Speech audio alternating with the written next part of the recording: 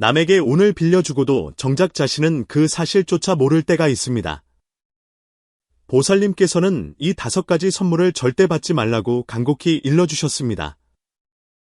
겉으로는 당신을 생각하는 마음을 담은 듯하나 실상은 당신의 운을 앗아가는 매개체이기 때문입니다. 세상 만물은 기온의 흐름에 따라 움직이니 이를 운이라 부릅니다. 어떤 사람은 태어날 때부터 순탄하여 봄바람처럼 뜻을 이루지만 어떤 사람은 운명이 기구하여 걸음마다 어려움이 따릅니다. 당신도 이런 혼란을 겪은 적이 있습니까? 왜 나의 노력은 늘 물거품이 되는데 곁에 있는 누군가는 손쉽게 성공하며 마치 나의 행운을 전부 가져가는 듯한 느낌을 받은 적이 말입니다. 사람들은 흔히 이를 그저 시기가 좋지 않았을 뿐이라 여기며 대수롭지 않게 넘기지만 사실 그 뒤에는 훨씬 더 은밀하고 교묘한 약탈이 숨어 있을지도 모릅니다. 이러한 약탈은 칼을 들고 덤비는 강도질이 아닙니다. 오히려 깊은 정과 선의로 위장하여 평범해 보이는 선물을 통해 당신이 모르는 사이에 조용히 당신의 운세를 빌려가는 통로를 만드는 것입니다. 삶이 이유 없이 진흙탕에 빠지고 기회가 매번 스쳐 지나간다면 그것은 당신의 노력이 부족해서가 아니라 누군가가 당신의 기운을 몰래 빌려가고 있기 때문일 수도 있습니다. 적조보살님께서는 세속의 중생을 굽어 살피시며 자비로운 마음으로 일깨워 주셨습니다. 어떤 마음은 사실 정교하게 꾸며진 약탈일 수 있다고 말입니다. 당신이 누군가에게 운을 빌려주고도 모르고 있다면 그 모든 불행의 근원은 어쩌면 당신이 기쁘게 받아들인 그 선물들 속에 숨어 있을지 모릅니다. 소환청은 자신의 인생이 마치 보이지 않는 손에 의해 구름 위에서 진흙탕으로 곤두박질 친 것만 같았습니다.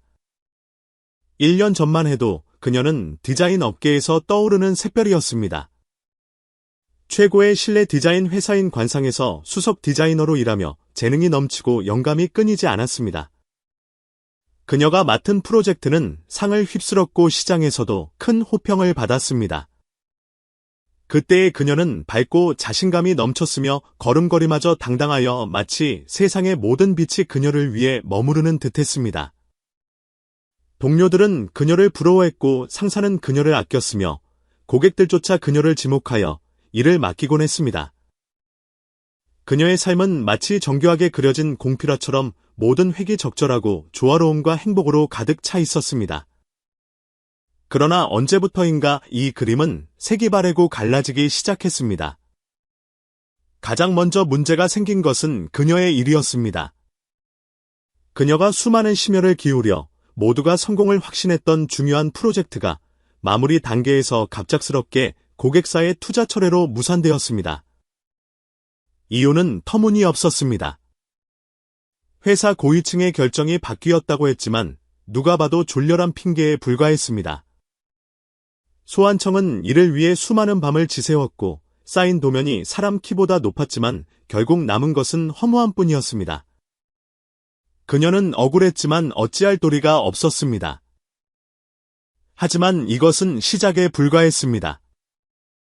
곧이어 그녀의 영감이 마치 말라버린 우물처럼 고갈되었습니다. 샘물처럼 솟아나던 아이디어는 이제 메마른 강바닥처럼 변해버렸습니다.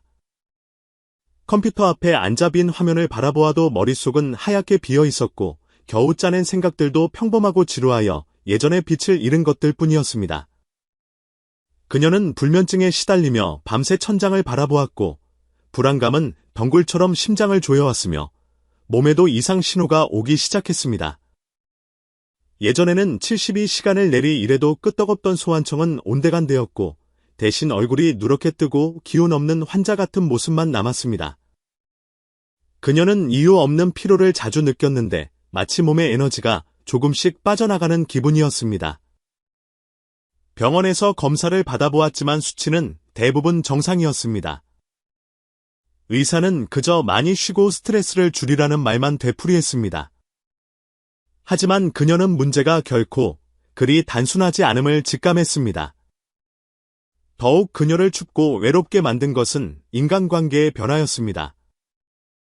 그녀를 칭찬하던 상사는 회의 때마다 이름을 거론하지 않은 채 재능이 다했다느니 상태가 나빠졌다느니 비판하기 시작했고 그녀 곁에서 가르침을 청하던 동료들도 점차 멀어졌습니다. 심지어 뒤에서는 그녀의 명성이 과장되었다는 험담까지 들려왔습니다. 오랜 기간 사귀었던 남자친구마저 그녀에게 짜증을 내기 시작했고 다툼이 잦아지더니 결국 내가 변했다. 너무 우울해졌다는 이유로 이별을 통보했습니다. 소환청의 세상은 단 1년 만에 완전히 무너져 내렸습니다. 산 정상에서 바닥으로 떨어져 산산조각이 난 그녀는 도저히 이해할 수 없었습니다. 왜? 어째서 이런 일이 나에게 일어나는가? 스스로 하늘을 우러러 한 점 부끄러움 없이 살았고 일에는 성실했으며 친구에게는 진심을 다했는데 운명은 왜 이토록 가혹한가? 이 잿빛 하늘 아래의 유일한 빛은 오직 그녀의 단짝 친구 임교원뿐인 듯했습니다. 임교원은 소환청의 대학 시절 룸메이트로 두 사람은 옷을 바꿔 입을 정도로 친했습니다. 졸업 후 소환청은 최고의 회사인 관상에 들어갔지만 임교원은 이름 없는 작은 회사에 취직했습니다. 하지만 그것이 그들의 우정에 영향을 주지는 않았습니다. 소환청이 승승장구할 때 임교원은 가장 충실한 청중이자 숭배자였습니다. 늘 동경의 눈빛으로 완청, 너는 정말 대단해. 너는 나의 우상이야 라고 말하곤 했습니다. 소환청이 바닥으로 떨어진 후에도 임교원은 그녀의 유일한 정신적 지주가 되어 주었습니다. 그녀는 소환청과 술을 마시며 하소연을 들어주고 눈먼 고객과 상사들을 대신 욕해주며 억울해했습니다. 탕을 끓여 소환청의 집으로 가져와 부드럽게 위로하기도 했습니다. 괜찮아 완청. 넌 잠시 지친 것뿐이야. 내 재능은 뼈속에 새겨진 거라 누구도 가져갈 수 없어. 조금만 쉬면 다 좋아질 거야.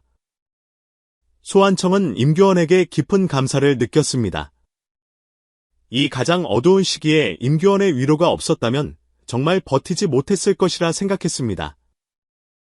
그러나 소환청이 처음에는 대수롭지 않게 여겼던 기이한 현상이 하나 있었습니다. 급격히 추락하는 그녀의 인생과 대조적으로 임교원의 운세는 날로 좋아지고 있다는 점이었습니다. 소환청의 프로젝트가 취소된 직후 임교원의 작은 회사는 기적적으로 큰 계약을 따냈고 그 프로젝트의 책임자가 바로 임교원이었습니다. 그녀는 이 프로젝트로 단숨에 이름을 알리고 업계에 두각을 나타냈습니다. 소환청이 영감이 말라 고통스러워할 때 임교원은 마치 머리가 트인 듯 디자인 작품마다 상을 받았습니다.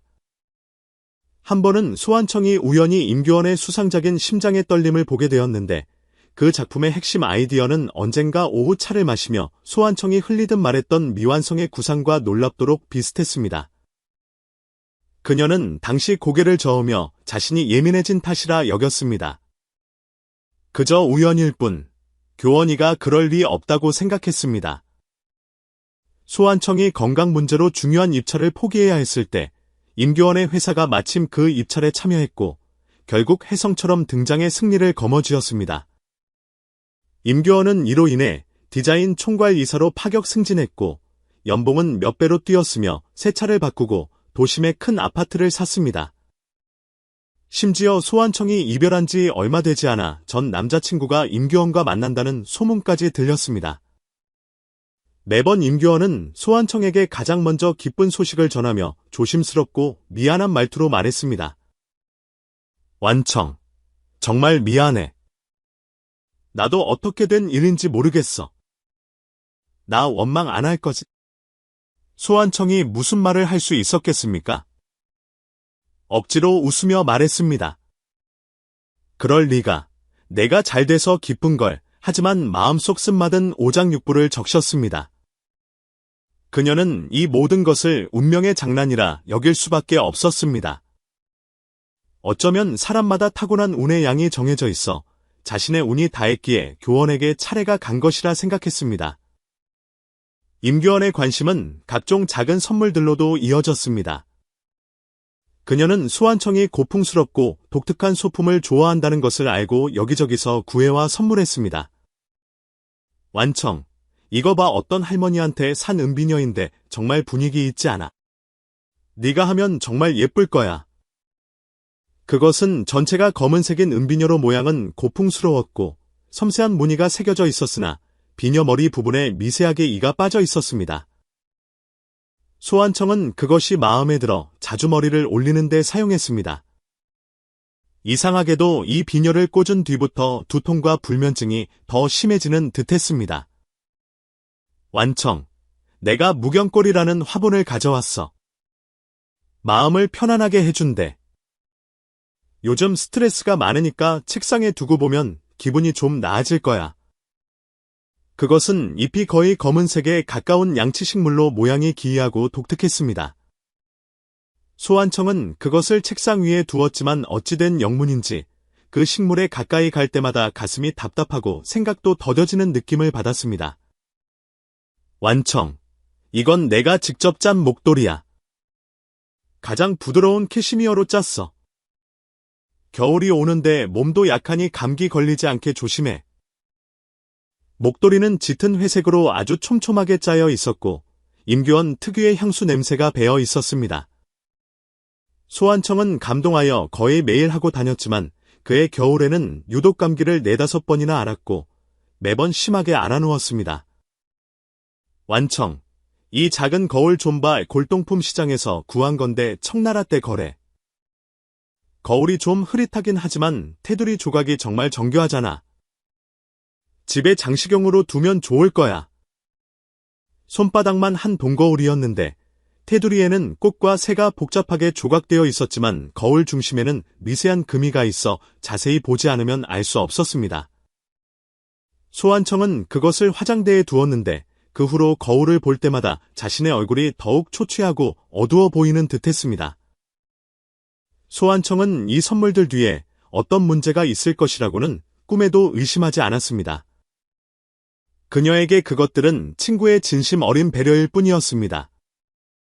그저 자신의 운이 너무나 나빠서 이런 아름다운 물건들마저 자신의 불행에 물든 것이라 생각했습니다. 그러던 어느 날, 그녀의 인생은 바닥 중의 바닥으로 떨어졌습니다. 회사에서는 오랫동안 제대로 된 작품을 내지 못한다는 이유로 그녀를 수석 디자이너 자리에서 끌어내려 일반 제도사로 강등시켰습니다. 자존심 강한 소환청에게 이는 해고보다 더 큰 타격이었습니다. 그날 그녀는 아파트에 틀어박혀 불도 켜지 않은 채 절망적인 조각상처럼 하루 종일 앉아 있었습니다. 해질 무렵 임규원이 찾아왔습니다. 그녀는 소환청이 가장 좋아하는 음식을 들고 들어오자마자 과장되게 소리쳤습니다. 아이고, 우리 대 디자이너님, 왜 여기서 곰팡이처럼 시들고 있어? 어서 일어나, 맛있는 거 사왔어. 소환청은 꼼짝도 하지 않고 잠긴 목소리로 물었습니다. 교원아, 나 정말 이제 끝난 걸까? 임교원은 짐을 내려놓고 다가와 그녀를 안으며 등을 토닥였습니다. 무슨 소리야? 넌 내 마음속 최고야. 그냥 잠시 운이 안 좋은 것뿐이라니까. 나 좀 봐. 예전에는 아무것도 아니었잖아. 지금은 점점 좋아지고 있잖아. 풍수라는 게 돌고 도는 거니까 곧 너에게 돌아올 거야. 풍수는 돌고 돈다. 소환청은 그 말을 중얼거리며 되뇌었지만 마음은 차갑게 식어갔습니다. 왜 너의 풍수는 갈수록 좋아지는데 나의 풍수는 갈수록 나빠지는 걸까? 혹시 나의 좋은 운이 정말 너에게로 다 넘어가 버린 건 아닐까? 이 생각이 한번 싹 트자 걷잡을 수 없이 자라나 소환청의 마음 깊이 뿌리를 내렸습니다. 그녀는 갑자기 임규원을 밀쳐내고 충혈된 눈을 들어 그녀를 뚫어지게 쳐다보았습니다. 임규원은 갑작스러운 행동에 놀라 얼굴에 굳은 표정이 스쳐 지나갔습니다. 완청, 왜 그래? 무섭게. 소환청은 그녀를 바라보았습니다. 너무나 익숙한 얼굴이었습니다. 그 얼굴에는 적당한 걱정과 빈틈없는 진심이 담겨 있었습니다. 하지만 그 진심 깊은 곳에서 소환청은 처음으로 스쳐 지나가는 미처 감추지 못한 일말의 안도감과 득의양양함을 보았습니다. 아무것도 아니야. 소환청은 눈을 내리깔고 감정을 감추었습니다. 피곤해. 혼자 있고 싶어. 그날 밤 소환청은 결심했습니다. 고향의 어르신에게 들은 적이 있었습니다. 도시 외곽 깊은 산속에 적조고사라는 아주 오래된 절이 있다고 했습니다. 그 절은 돈이나 명예를 비는 곳이 아니라 본 마음을 보고 잃어버린 길을 찾게 해주는 영험한 곳이라 했습니다. 예전에 소환청이라면 코웃음 쳤겠지만 지금의 그녀는 물에 빠진 사람처럼 지푸라기라도 잡고 싶은 심정이었습니다. 다음 날 그녀는 휴가를 내고 차를 몇 번이나 갈아타며 산 깊은 곳에 숨겨진 적조고사에 도착했습니다. 절은 크지 않았고 나이가 보이기까지 했으며 마당에는 거대한 보리수 한 그루가 하늘을 가리고 서 있었습니다. 향불이 요란하지도 않았고 찾는 이도 드물어 시끄러운 소리 하나 없이 오직 바람에 스치는 나뭇잎 소리와 가끔 들리는 풍경 소리뿐이었습니다. 소환청이 절 문턱을 넘는 순간 불안했던 마음이 기적처럼 차분해졌습니다. 그녀는 법당 안에서 간절히 절을 올리며 아무것도 구하지 않은 채 그저 지난 1년간의 고통과 방황을 마음속으로 털어놓았습니다. 법당을 나오자 말할 수 없는 피로가 몰려와 보리수 아래 돌벤치에 기대어 자신도 모르게 잠이 들었습니다. 그녀는 아주 긴 꿈을 꾸었습니다. 꿈속에서 그녀는 방향을 알 수 없는 하얀 안개 속에 서 있었습니다. 그때 온화하고 장엄한 목소리가 사방에서 들려오듯 또 마음 깊은 곳에서 울리듯 들려왔습니다. 어리석은 아이야, 어찌 미간에 수심이 가득하고 마음에 1000가지 매듭이 지어졌느냐. 소환청이 소리나는 쪽을 바라보니 보리수 아래 흰 옷을 입은 스님 한 분이 서 있었습니다.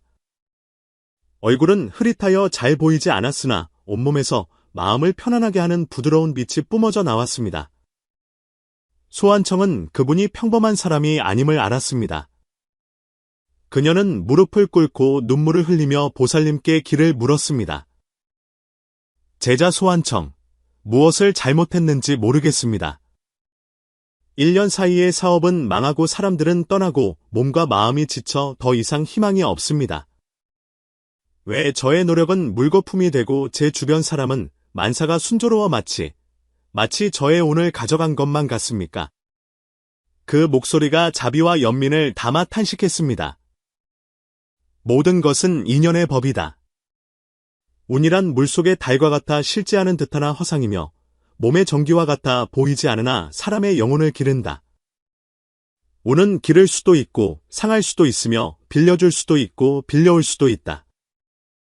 빌려온다고요? 소환청이 고개를 번쩍 들었습니다. 그 단어가 번개처럼 그녀의 영혼을 때렸습니다. 보살님의 말씀은 제 운이 정말 누군가에게 빌려져 갔다는 뜻입니까? 빌린 것이 아니라 훔친 것이다. 목소리가 차분하게 정정했습니다. 정을 믿기로 하고 선의를 기운으로 사만의 심신이 가장 약할 때 물건을 매개로 다리를 놓아 너의 생기와 운수를 몰래 옮겨간 것이다. 너는 그저 고마워할 줄만 알았지 문을 활짝 열어 상대가 마음대로 가져가게 둔 줄은 몰랐구나. 소환청은 온몸이 얼어붙는 듯했습니다. 임규원이 떠올랐습니다. 그녀의 세심한 배려와 딱 맞는 선물들이 생각났습니다. 설마 정말 그녀일까요? 어리석은 아이야, 곰곰이 생각해보아라. 내 운세가 꺾일 때마다, 절벽으로 떨어질 때마다 그것이 어떤 선물과 관련되어 있지 않았더냐. 보살의 목소리가 큰 종소리처럼 소환청의 머릿속을 울렸습니다. 그녀는 기억해냈습니다. 첫 프로젝트가 실패하기 전 임규원이 그 고풍스러운 은비녀를 주었습니다. 영감이 말라 머리가 깨질 듯 아플 때 임규원이 그 귀한 무경골 화분을 가져왔습니다. 몸이 점점 나빠져 병을 달고 살 때 그녀는 임규원이 짜준 회색 목도리를 하고 있었습니다. 정신이 혼미하고 자존감이 바닥을 칠 때 화장대에는 임규원이 준 금간 동거울이 놓여 있었습니다. 그리고 중요한 경쟁 프레젠테이션 전날, 임규원은 젊은 화가에게 샀다며 그림 한 점을 주었습니다. 석양 아래 말라가는 고목을 그린 그 그림을 임규원은 고요한 아름다움이라 했습니다. 소환청은 분위기가 좋다며 서재에 걸어두었습니다. 그 결과 가장 자신 있게 준비했던 프로젝트 발표에서 그녀는 영문도 모르게 실수를 연발하며 참패했습니다. 하나하나의 일들이 영화처럼 눈앞을 스쳐 지나갔습니다. 선물이 올 때마다 정확히 그녀의 운명은 추락했습니다. 그리고 그녀가 추락할 때마다 임규원은 그것을 발판 삼아 올라갔습니다. 이건 우연이 아니다. 절대로 우연이 아니었다. 소환청의 입술이 떨리고 이가 딱딱 부딪혔습니다. 따뜻한 지지라고 믿었던 것이든 뒤에서 찌르는 가장 악독한 칼날이었습니다. 보물처럼 여겼던 우정이 사실은 수년에 걸친 치밀한 계산과 약탈이었습니다. 왜요? 왜 나에게 그렇게까지 했을까요? 소환청의 목소리는 고통과 의문으로 가득 찼습니다. 우리는 가장 친한 친구였는데요. 사람의 마음에는 높낮이가 있고 질투는 소리 없이 자라난다. 보살의 목소리가 유유히 들려왔습니다. 너의 빛남이 그녀에게는 눈을 찌르는 화상과 같았다. 그녀는 너의 높이에 닿을 수 없으니 너를 자신과 같은 진흙탕으로 끌어내려 너를 받고 본래 자신의 것이 아닌 열매를 따려 한 것이다. 그 선물들은 너의 근간을 썩게 만드는 독약이었다. 소환청은 바닥에 주저앉아 눈물과 식은땀으로 옷깃을 적셨습니다. 자신이 거대한 농담거리가 된 것 같았습니다. 지난 1년간의 고난이 운명의 장난이 아니라 철저한 인재였으며 자신이 늑대를 집안으로 끌어들여 자신을 해칠 무기를 직접 3곳곳에 배치해둔 꼴이었습니다. 그녀는 고개를 들어 핏발선 눈으로 물었습니다. 보살님, 부디 알려주십시오. 도대체 어떤 선물이 사람의 운을 훔치는 매개체가 됩니까? 제가 어리석어 여기까지 왔으나 더 이상 다른 사람들이 저와 같은 일을 겪지 않기를 바랍니다. 부디 가르침을 주십시오. 흰 옷의 스님은 미세하게 고개를 끄덕였고 빛이 더욱 강해지는 듯했습니다. 그녀는 소환청을 바라보며 또 선의의 소가 길 잃은 세상의 모든 일을 바라보듯 장엄하고 또렷한 목소리로 꿈속에 울려 퍼졌습니다. 세상 만물에는 영이 깃들어 있고 선물 또한 인연의 시작이다. 그러나 5가지 선물은 겉으로는 깊은 정처럼 보이나 실상은 흉엄함을 감추고 있어 운을 빌리는 계략에 가장 흔히 쓰이는 매개체이다. 그것들은 마음이라는 당위정으로 너의 기운을 갉아먹는 독을 감싸고 있다. 육안으로는 구별하기 어려워 기꺼이 받아들이는 순간 도둑을 집으로 들이는 것과 같아 기운이 흩어져도 알지 못한다. 잘 듣거라. 이 5가지 선물은 마음인 척하지만 실은 내 운을 빌려가는 것이니 절대 받아서는 안 된다. 흰 옷의 스님이 손가락을 가볍게 튕기자 눈앞에 안개가 걷히며 생생한 빛의 그림들이 펼쳐졌습니다. 첫째, 몸의 기운을 담는 물건은 너의 신을 흡수한다. 사람의 몸과 밀착되는 물건, 예를 들어 비녀, 반지, 팔찌, 의복, 신발 등은 그 출처가 불분명하다면 함부로 받아서는 안 된다. 이러한 물건은 머리카락이나 피부에 닿아 사용하는 사람의 생기와 운세를 빌리는 데 쓰인다. 화면에 검은 은비녀가 떠올랐습니다. 소환청이 매일 하던 것이었습니다. 비녀 끝에서 미세한 검은 기운이 나와 소리 없이 그녀의 정수리를 감싸고 실처럼 머리카락 뿌리로 스며들고 있었습니다.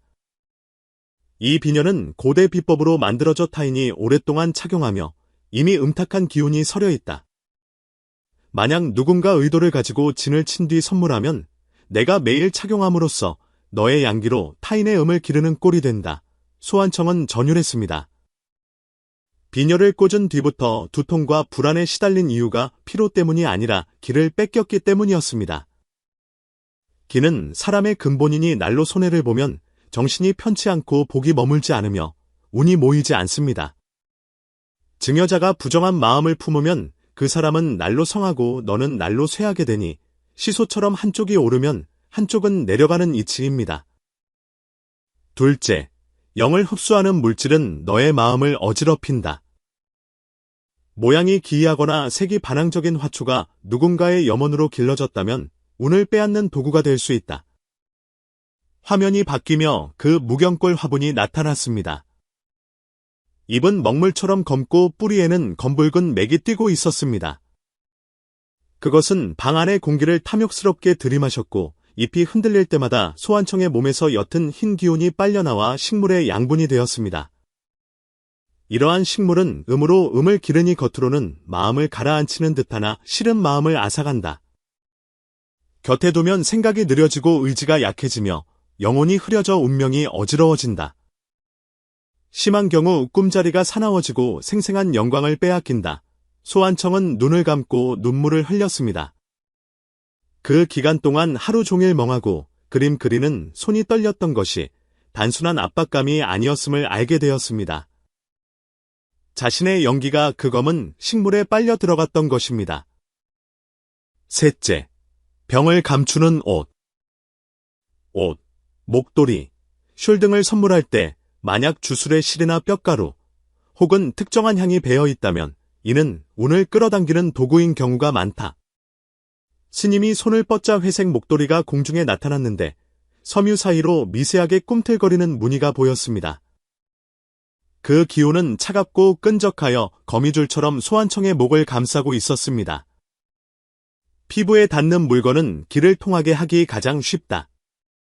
그 속에 진을 치고 착용자의 땀과 기운을 매개로 삼으면 원기를 흡수할 수 있다. 겉으로는 모르지만 입는 사람은 피곤하고 병약해지며 실제로는 운과 수명이 암암리에 흘러나간다. 소환청은 무의식적으로 목을 만졌습니다.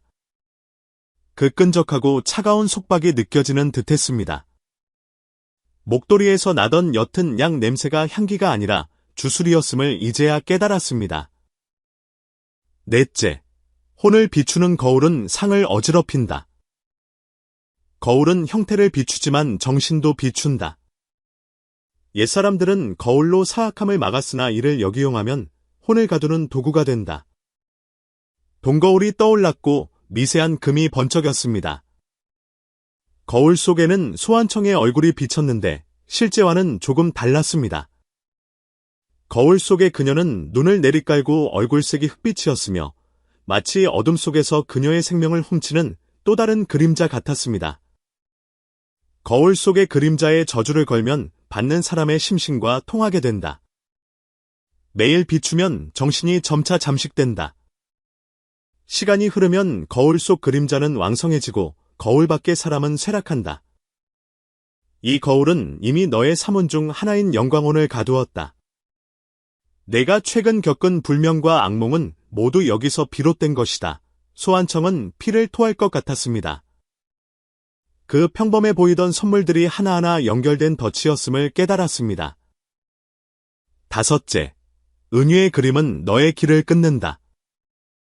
사람, 나무, 다리, 길, 물을 그린 그림에는 뜻을 담을 수 있다. 만약 그림 속에 고목, 끊어진 다리, 막힌 길, 지는 해의 형상이 있다면 이는 운을 끊고 복을 뺏는 경우가 많다. 마지막 화면은 그 고유한 아름다움이라는 그림이었습니다. 붉은 석양, 말라버린 나무, 갈라진 땅 그림 속에서는 미세한 기류가 흘러나와 소환청의 몸 안에서 맑은 기운 한 가닥을 끌어당겨 그림 속으로 천천히 빨아들이고 있었습니다. 그림 속에 진이 있고 진 속에 혼이 있다. 사람이 그림을 보면 그 뜻과 통하게 된다. 그림의 형상이 쇠락하면 기운도 따라 기운다. 스님은 침통하게 말했습니다. 이 5가지 선물은 선의로 포장되었으나 실은 함정이다. 받는 이가 마음이 약해지고 기가 흩어지며 정신이 피로해지면 문이 열려오니 밖으로 새어나가도 알지 못한다. 소환청은 오열했습니다. 보살님, 제가 이미 이렇게 당했으니 어찌해야 합니까? 빼앗긴 운을 어떻게 되찾고 이 악연을 어떻게 풀어야 합니까? 흰 옷의 스님은 눈을 내리고 합장하며 불호를 외는 듯했습니다. 한참 뒤 입을 열었습니다. 기운은 외부의 물건이 아니라 마음의 변화다. 사람이 원망하고 집착하면 업보의 무기지만 깨닫고 뉘우치면 전환점이 생긴다.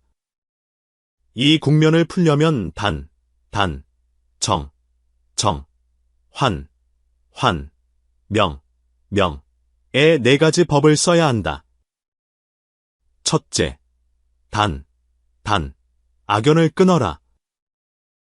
끊는다는 것은 뿌리를 자르는 것이다. 아기를 품은 물건은 모두 몸에서 떼어내고 다시는 두지 마라. 꿈속에서 소환청은 집으로 돌아가 은비녀, 목도리, 거울, 그림, 화분을 떼어냈습니다. 물건이 손에서 떨어지자마자 검은 연기로 변하며 씩씩 소리를 냈습니다. 그 검은 연기는 공중에서 임교원의 형상으로 뭉쳐기게 하고 득의양양한 미소를 지었습니다. 명심해라. 미움으로 끊어서는 안 되고 자비로 정화해야 한다. 원망으로 원망을 대하면 원망은 끝이 없다. 둘째, 정. 마음을 맑게 하라. 맑게 한다는 것은 마음을 깨끗이 하는 것이다. 청정한 생각으로 마음을 씻어야 운이 돌아온다. 스님이 보리수를 가리키자 금빛이 내려와 불경의 구절이 되었습니다. 마음이 맑으면 기운이 맑아지고 기운이 맑으면 운이 생긴다. 마음에 먼지가 끼면 운도 막힌다. 적조보살을 염송하며 마음으로 빛을 관하고 망념을 없애면 21일 안에 원기를 회복할 것이다. 셋째, 환. 인연을 돌려주라. 돌려준다는 것은 그 인과를 돌려보내는 것이다. 그 사람이 비록 그릇된 짓을 했으나 이 또한 전생의 업과 얽혀 있다. 내가 해를 입은 것 또한 전생의 인연이 남은 탓이다. 소환청은 눈물을 흘렸습니다. 보살님의 말씀, 감히 거역할 수 없습니다. 하지만 저를 그토록 해쳤는데 어찌해야 합니까? 너그러움으로 갚아라. 탐욕에 빠진 그를 불쌍히 여겨라. 내가 원망하지 않으면 그는 힘을 잃는다. 질투를 털어내고 집착을 버리는 것, 이것이 돌려주는 것이다. 넷째, 명. 자성을 밝혀라. 밝힌다는 것은 너의 본성을 깨닫는 것이다. 운은 마음에서 나오니 마음이 깨어나면 누구도 빼앗지 못한다. 스님이 손가락을 뻗어 소환청의 가슴을 집자빛이 뿜어져 나왔습니다. 그녀는 자신의 옛 모습, 자신감 넘치고 밝으며 열정과 창의가 가득했던 모습을 보았습니다. 그 빛은 마음에서 솟아나 모든 어둠을 뚫고 꿈 전체를 비췄습니다. 기억해라. 보살의 목소리가 천둥처럼 울렸습니다. 가장 강한 보호법은 외부의 물건이나 주술에 있는 것이 아니라 내 마음속에 그 한 조각 광명에 있다. 그것을 지키면 온갖 사악함이 침범하지 못한다. 꿈이 서서히 흩어지고 아침 햇살이 보리수 잎을 뚫고 소환청의 얼굴에 쏟아졌습니다. 돌벤치에서 깨어난 그녀의 옷깃은 눈물로 젖어 있었고 멀리서 새벽 종소리가 울렸습니다. 그녀는 합장하고 경건하게 3번 절을 올렸습니다. 적조보살님, 제자가 깨달았습니다. 그녀는 산을 내려오자마자 가장 먼저 그 선물들을 처리했습니다. 상기슬의 빈터에서 은비녀, 거울, 목도리, 그림, 화분을 흰 천으로 감싸고 입으로는 나지막이 불호를 외웠습니다. 이 물건에 업이 닿하여 다시는 얽히지 않기를. 모든 인연이 각자의 자리로 돌아가 서로 침범하지 않기를. 불길이 솟아오르고 검은 연기가 피어올랐다가 산바람에 흩어졌습니다. 구름 사이로 햇살이 비치며 그녀를 따뜻하게 감쌌습니다. 그 순간 그녀는 오랜만에 가벼움을 느꼈습니다. 그녀는 도시로 돌아와 다시 삶을 시작했습니다. 회사는 이미 그녀를 말단 부서로 보냈지만 더 이상 원망하지 않고 마음을 가라앉혀 도면을 그렸습니다. 차분하게 회복해 나갔습니다. 신기하게도 영감이 서서히 돌아왔습니다. 모든 작품에서 고유한 아름다움이 흘러나왔고 마치 연옥을 거쳐 다시 태어난 듯한 힘이 느껴졌습니다. 반년 후 그녀는 빛을 주제로 한 디자인 작품으로 다시 업계의 인정을 받고 제자리로 돌아왔습니다. 그녀는 웃으며 동료들에게 말했습니다. 어떤 것을 잃는다는 건 자신을 돌아보라는 신호예요. 어느 날 익숙한 번호로 전화가 왔습니다. 임교원이었습니다. 수학이 넘어 그녀의 목소리는 쉬고 다급했습니다. 완청, 잘 지내. 나 일이 잘 안 풀려. 회사는 부도나고 집에도 안 좋은 일이 생겼어. 너랑 이야기 좀 하고 싶어. 소환청은 잠시 침묵하다가 부드럽게 말했습니다. 교원아, 평안하기를 바랄게. 우리 모두 자신의 인과에 책임을 져야 해. 그녀는 전화를 끊고 창밖을 보았습니다. 한 줄기 햇살이 손바닥에 내려앉아 따뜻하고 맑았습니다. 그녀는 합장하고 나지막이 을조렸습니다. 원컨대 모든 중생이 어리석음을 끊고 타인의 기운으로 살지 않으며 탐욕으로 운을 삼지 않게 하소서. 그날 밤, 그녀는 다시 보살님의 꿈을 꾸었습니다. 적조보살님은 빛 속에 서서 자애로운 얼굴로 계셨습니다. 어리석은 아이야, 이제 운의 본뜻을 알겠느냐? 소환청이 합장했습니다. 제자는 깨달았습니다. 운은 하늘이 주는 것이 아니라 마음에서 생겨나는 것이며, 명은 남이 뺏는 것이 아니라 생각이 스스로 멸하는 것입니다. 마음의 빛을 품으면 운도 따라 왕성해지고, 마음의 탐욕이 일면 운은 저절로 마릅니다. 보살님이 미소 지으며 고개를 끄덕였습니다. 훌륭하구나. 기억해라. 진정으로 수행하는 자는 남의 운을 탐하지도 않고 남의 해코지를 두려워하지도 않는다. 청정한 한 생각을 지키면 만복이 저절로 따른다. 흰빛이 흩어지고 천지는 다시 고요해졌습니다. 그 후로 소환청은 디자인으로 선한 마음을 알렸습니다. 인생의 기복을 그림 속 빛과 그림자로 표현하고 수운, 운을 지키다라는 이름을 붙였습니다. 전시회 날, 그녀는 기자들에게 말했습니다. 어떤 선물은 아름다워 보이지만 실은 시험입니다. 어떤 시련은 운을 잃은 것처럼 보이지만 실은 각성입니다. 마음속의 빛을 지킬 줄 안다면 다시는 누구에게도 운을 빼앗기지 않을 것입니다. 그녀는 편안하게 웃었고 눈동자에는 보리수잎의 광채가 비치고 있었습니다. 바람이 스치는 곳에 부드러운 목소리가 실려오는 듯했습니다. 마음을 지키는 것이 곧 운을 지키는 것이다.